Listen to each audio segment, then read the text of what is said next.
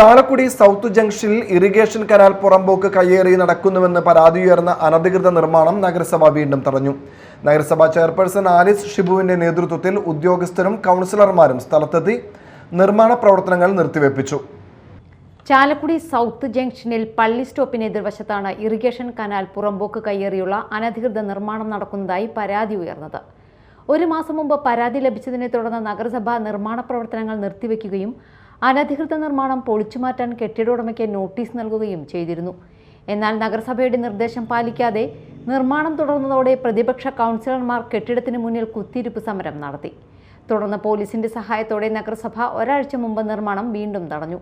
ഇതിനിടെ ഉത്തരവ് ലംഘിച്ച് 2 ദിവസം മുമ്പ് വീണ്ടും നിർമ്മാണം ആരംഭിച്ചതിനെ തുടർന്നാണ് നഗരസഭാ ചെയർപേഴ്സൺ ആലിസ് ഷിബുവിന്റെ നേതൃത്വത്തിൽ ഭരണ പ്രതിപക്ഷ കൗൺസിലർമാരും ഉദ്യോഗസ്ഥരും സ്ഥലത്തെത്തിയത്.